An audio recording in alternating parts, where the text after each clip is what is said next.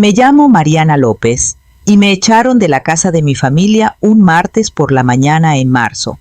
Recuerdo la fecha exacta, 16 de marzo de 2015, porque fue el día después de que descubrí que estaba embarazada y el día antes de que mi vida, según ellos, terminara oficialmente.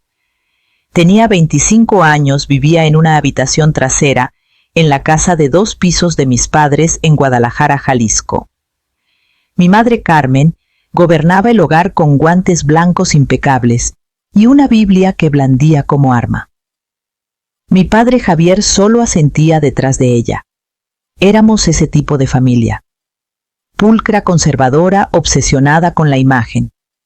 Iglesia los domingos, cazuelas para los vecinos en luto y nunca jamás trapos sucios fuera de casa.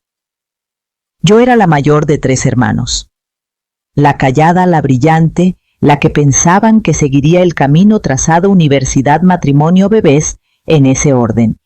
Así que cuando quedé embarazada antes de terminar mi certificación de maestra, no fue solo un error, fue un escándalo. Y peor aún en su mente, no fue con cualquier hombre. Fue con Daniel Vargas, un profesor de literatura de 30 años en mi colegio comunitario. La noticia no se filtró como un susurro, explotó como una bomba. No solo en casa, sino en la iglesia, en el vecindario, en la junta escolar. Y aquí está lo importante, nunca me preguntaron qué pasó. Ni una sola vez se sentaron conmigo y me dijeron, Mariana, ¿estás bien? ¿O te hizo daño? ¿O siquiera háblanos? Asumieron, juzgaron y luego castigaron. Aún escucho la voz de mi madre resonando en la sala enmarcada por cortinas floreadas y un cuadro de Jesús sobre la chimenea.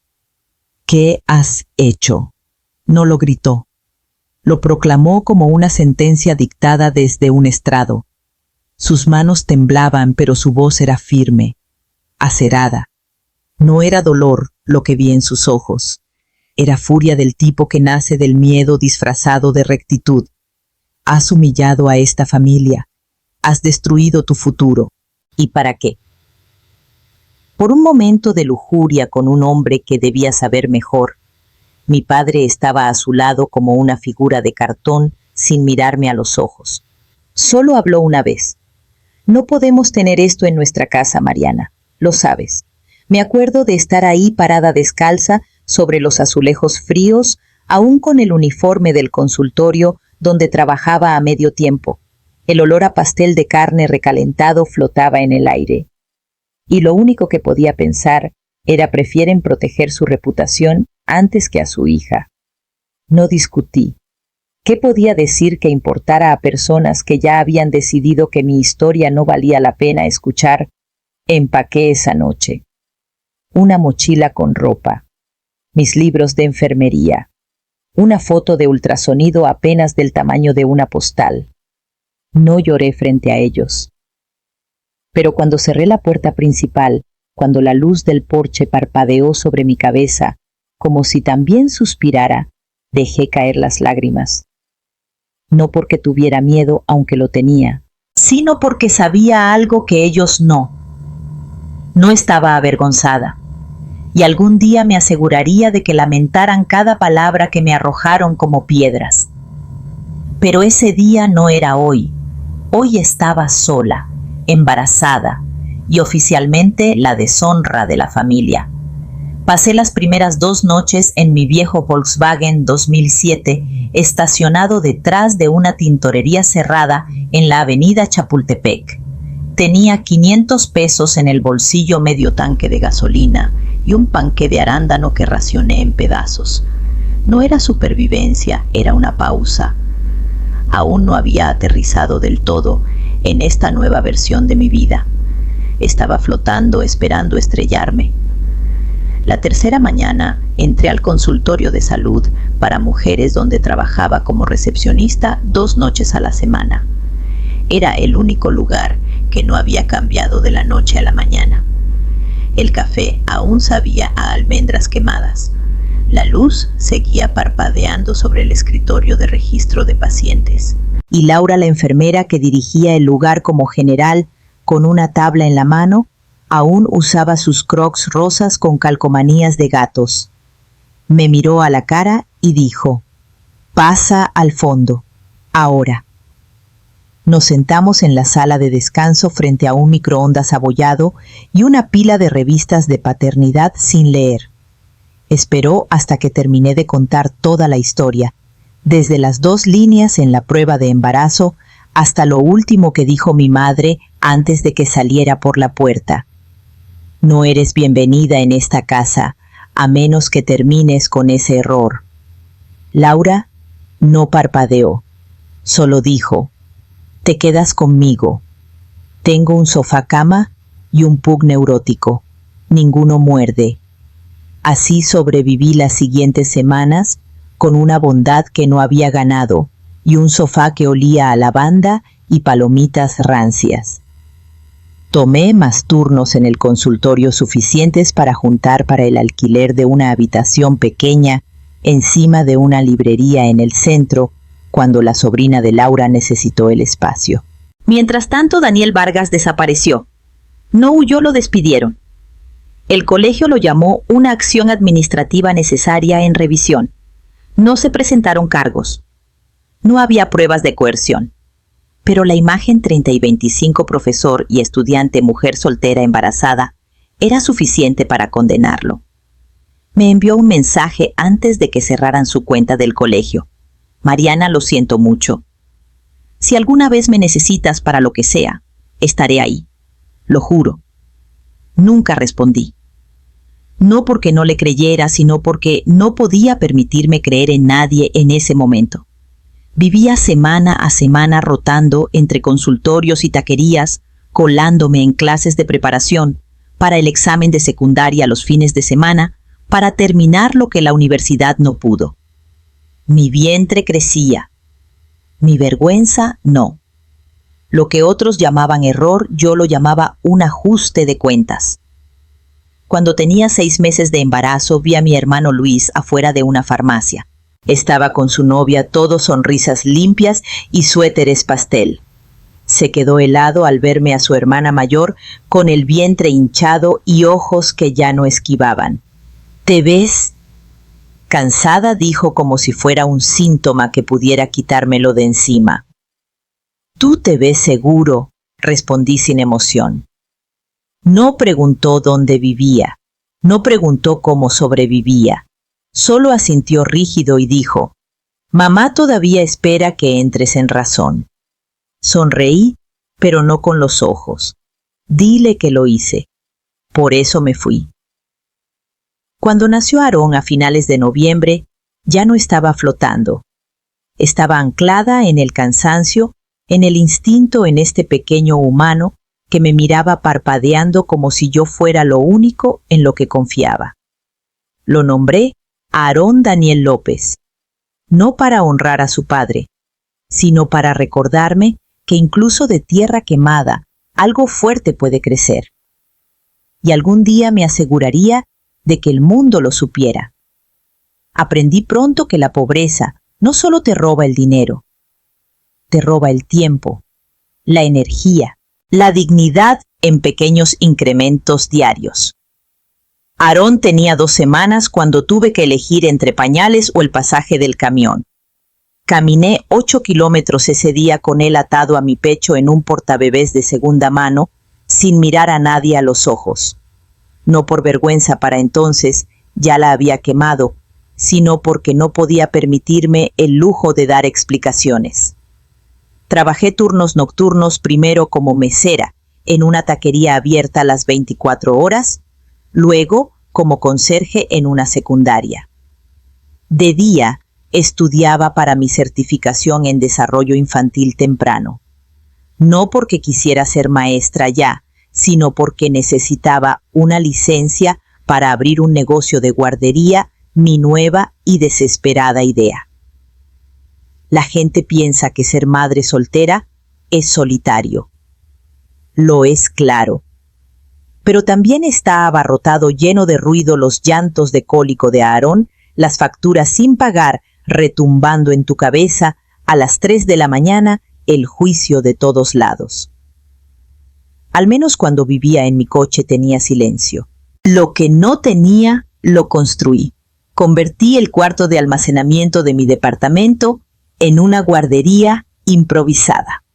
Cuidé a 3 niños de madres solteras que conocí en el consultorio, 50 pesos la hora, con meriendas incluidas. Cuando se nos quedó chico el espacio, pedí prestado el sótano de una iglesia en días libres.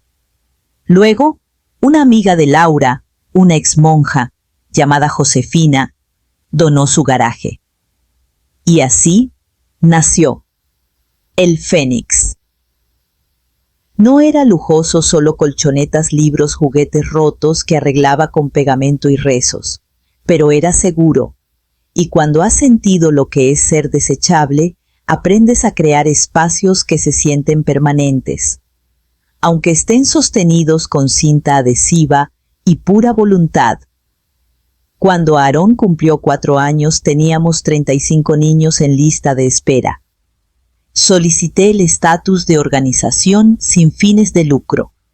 Abrí clases de fin de semana para mamás adolescentes que habían abandonado la escuela.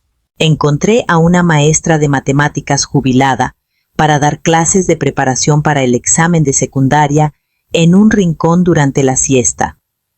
Ya no solo cuidábamos niños, les dábamos a sus madres un camino de regreso.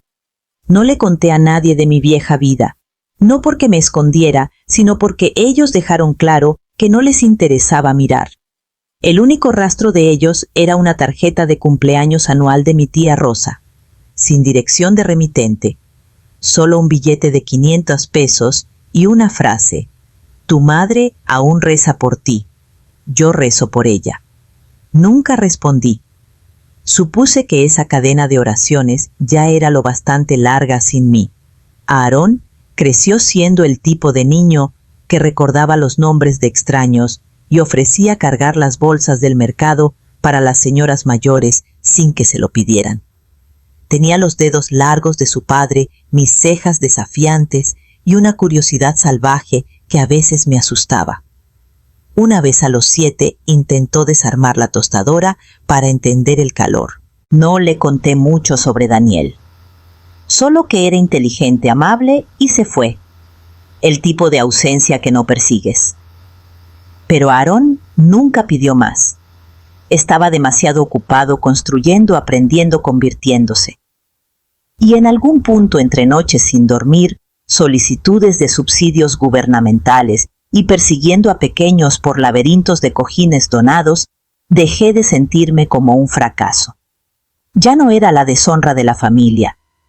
Era la fundadora de algo más grande que la vergüenza. Pasaron 10 años. 10 años sin llamadas, sin disculpas, sin tarjetas navideñas.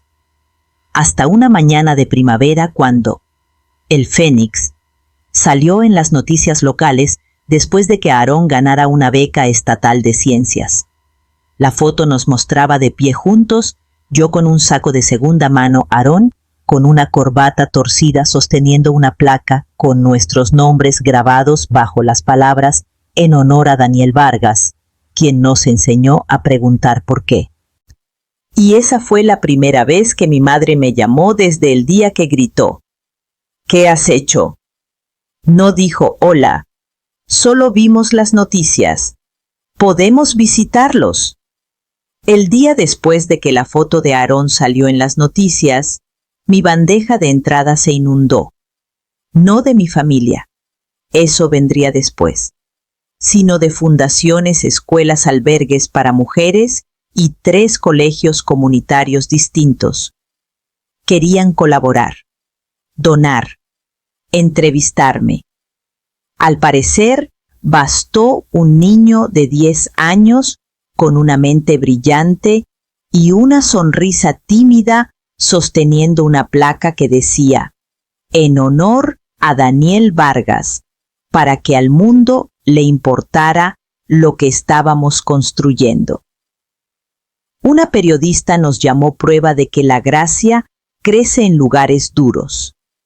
No estaba segura de lo de la gracia, pero sí conocía la garra. y sabía, esto no había sobrevivido para hacer una nota al pie en la historia inspiradora de alguien más. Estaba lista para contar la mía. Para el verano, el Fénix se expandió a un almacén donado en las afueras de la ciudad. Pintamos las paredes de concreto con murales de mujeres y niños alzándose entre el fuego. Contraté a 5 empleadas, 3 de ellas exalumnas de nuestro programa de secundaria. Nuestro nuevo lema estampado en la entrada decía: no rescatamos, reconstruimos. Aarón ayudó a elegir las palabras. A los 10 entendía más que la mayoría de los adultos que conocía. Él diseñó el logo, un niño pequeño sosteniendo un martillo de pie sobre un montón de cenizas. Fue durante ese tiempo, mientras imprimía folletos para nuestra primera gala de donantes, que recibí una carta por correo. Una de verdad, sobre crema, sin dirección de remitente. Adentro, un recorte de periódico del artículo. Una nota escrita con la elegante caligrafía de mi madre. Estábamos equivocados. Queremos conocer a Aarón. Carmen. Me senté en el suelo rodeada de cajas de suministros a medio empacar y pegamento con brillantina y miré la hoja hasta que se me nublaron los ojos. No lloré. No llamé. Puse la carta bajo un pisapapeles con forma de ala de fénix y volví al trabajo. Que esperaran. Yo había esperado 10 años. Mientras tanto, Aarón florecía. Pasaba las mañanas en la escuela pública, las tardes en Kelm. El Fénix, dando tutorías a niños más pequeños y las noches leyendo cosas que la mayoría de los niños no tocarían hasta la preparatoria. Una vez preguntó si su beca incluía un traje. Quiero verme como si perteneciera cuando vayamos a la Ciudad de México. Cariño, dije, ajustándole el cuello de la camisa, tú perteneces en todas partes.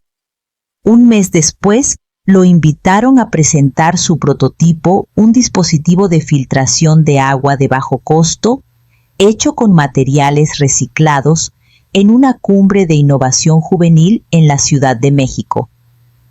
Fue la primera vez que alguno de los dos subió a un avión. Parada en ese centro de convenciones rodeada de padres con perlas y niños con tutores privados, no me sentí pequeña. Me sentí como una amenaza, porque sabía algo que ellos no. Cada currículum estelar en esa sala empezó con una plataforma de lanzamiento.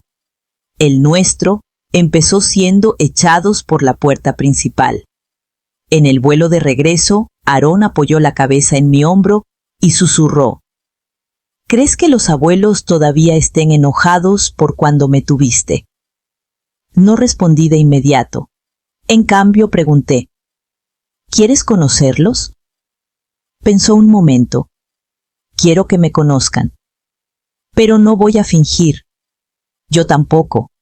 Así que cuando tocaron a nuestra puerta 2 semanas después, Carmen y Javier, más viejos y pequeños de lo que recordaba con mi hermano Luis, detrás no corría a abrir.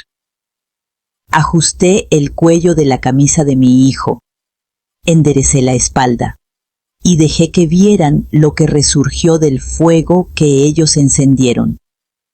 El toque fue suave, cortés, como si no quisieran molestar nada, pero algo en mí se estremeció de todos modos. Abrí la puerta despacio. Mi madre estaba con un cardigan azul marino, las manos cruzadas como si estuviera de vuelta en el coro dominical. Su cabello ahora era gris recogido en el mismo chongo apretado que recordaba de mi infancia. Ni un mechón fuera de lugar. Su lápiz labial rosa pálido. Conservador, cuidadoso, familiar. Mi padre estaba a su lado, más delgado, algo encorvado, sosteniendo su sombrero, como si pudiera salir volando. Antes parecía alto, ahora parecía un hombre disolviéndose lentamente. Detrás de ellos, Luis, mi hermano, estaba incómodo, con una caja de panadería en las manos. ¿Una ofrenda de paz o un accesorio? No estaba segura. «Hola, Mariana», dijo mi madre primero con voz baja. «Carmen», respondí. «No, mamá, todavía no». Se estremecieron como si los hubiera abofeteado. «Bien, las palabras importaban ahora.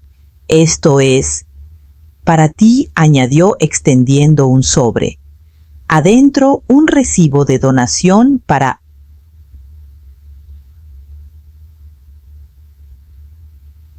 El Fénix. 5,000 pesos. Anónimo, por supuesto. «¿Crees que eso te da un borrón y cuenta nueva?», pregunté, sin moverme para tomarlo. Mi padre carraspeó. «No vinimos a discutir. Vinimos porque vimos a Aarón en las noticias. Vieron la placa. Con el nombre de Daniel Vargas». Mi voz fue más cortante de lo que pretendía. Mi madre se tensó. No sabíamos la verdad. «No, realmente». «No preguntaron», repliqué. Luis dio un paso adelante, su voz más suave. «Hicimos muchas suposiciones. Yo hice muchas suposiciones. Y te dejé cargar con todo el peso sola». Por un momento, el silencio se mantuvo, denso, implacable. Y luego, Aarón, llamé, sin romper el contacto visual. «Ven, un segundo, pequeño». Apareció detrás de mí, flaco y curioso, limpiándose pegamento de los dedos de la mesa de arte. Sus rizos eran un desastre. Su playera decía: «Pregúntame sobre mi prototipo». Los miró como si fueran piezas de un rompecabezas que no encajaban del todo. «Estos son tus abuelos. ¿Y tu tío Luis?», dije con calma. Mi padre intentó sonreír. Salió como una mueca. «Eres más alto de lo que esperaba». Aarón ladeó la cabeza. «Tengo 10. Silencio otra vez. «He leído sobre ti», dijo mi madre, agachándose un poco. «Estamos muy orgullosos de ti». «Pero nunca me han conocido», respondió. El niño no fallaba. Me giré hacia Aarón suavemente. «¿Te gustaría sentarte con ellos un rato, solo para hablar?». Lo pensó, luego asintió. «Pero yo hago la primera pregunta». Los llevó a la mesa iluminada por el sol, en la esquina donde los niños leen después de la merienda. Sin ceremonias. Solo curiosidad y una pequeña grieta en el muro que habíamos construido. Luis se quedó atrás. «Mariana, si queremos volver a ser una familia, ¿por dónde empezamos?».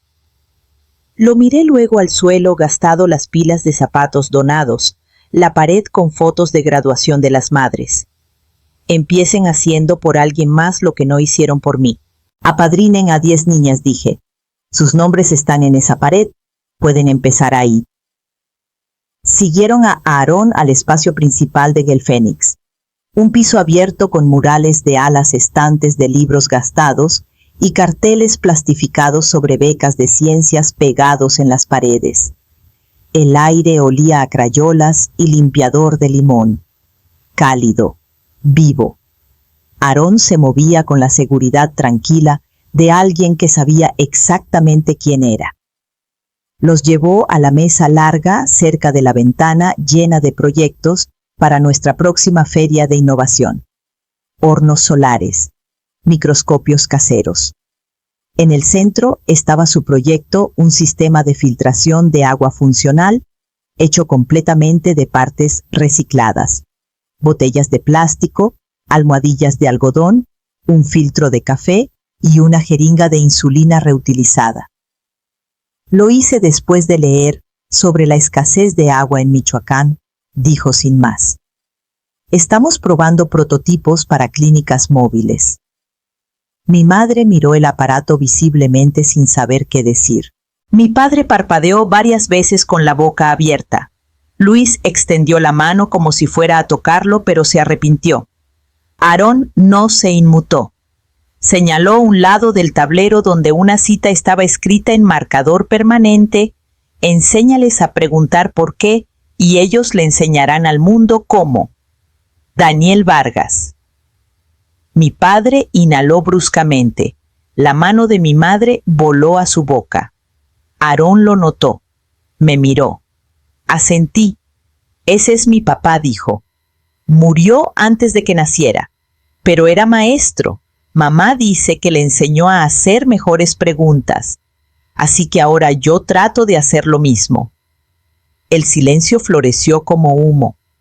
Lo vi golpearlos no como un puñetazo, sino como un espejo. Daniel Vargas, el hombre que convirtieron en escándalo, el nombre que borraron de las conversaciones, el fantasma que pensaron que habían enterrado. Y ahí estaba, vivo en la voz de Aarón, en sus manos, en su mente inquieta. El parecido era innegable: la postura de Daniel, el enfoque agudo en los ojos, la forma de ladear la cabeza cuando tenía curiosidad. Incluso la sonrisa medio torcida y de construcción lenta como el sol después de la lluvia. Mi madre se sentó visiblemente temblando. Mi padre susurró casi para sí mismo: «Se parece tanto a...». «Lo sé», dije, sin rabia, sin victoria, solo verdad clara e inquebrantable. Intentaron borrarlo, intentaron borrarme, continué. Pero aún así, plantaron la semilla. Aarón ya estaba ayudando a otro niño a ajustar un volcán modelo, como si no acabara de resucitar a un hombre que ellos condenaron, como si no cargara 10 años de silencio en su ADN y aún así se alzara como la mañana. Mi familia no dijo mucho después de eso. No porque no tuvieran palabras, sino porque finalmente se dieron cuenta de que habían usado las equivocadas por demasiado tiempo. Se quedaron 20 minutos, suficiente para escuchar a Aarón explicar su invento a una periodista visitante. Suficiente para pasar por la pared de donantes y ver que el nombre de Daniel Vargas aparecía de nuevo, esta vez en una placa de bronce que decía: «Por el maestro que lo cambió todo». No la tocaron, pero la miraron. Antes de irse, mi madre se giró hacia mí, su voz fina pero firme. «Hemos perdido tanto». Sí, dije. «Así es».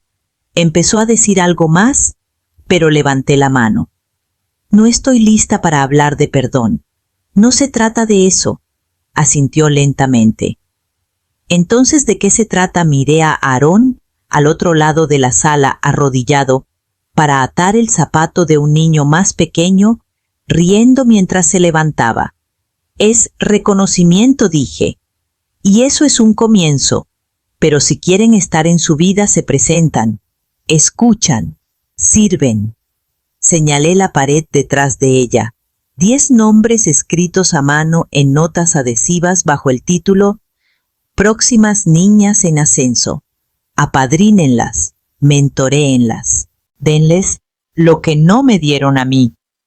Luis dio un paso adelante primero. «Lo haremos».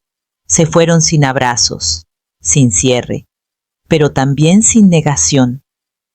Aarón se acercó cuando la puerta se cerró tras ellos. «Eso fue raro», dijo entrecerrando los ojos, «pero como que está bien». «Como que está bien es un buen lugar para empezar», respondí. Luego me agaché, besé su frente y susurré: «Vamos a construir algo mejor».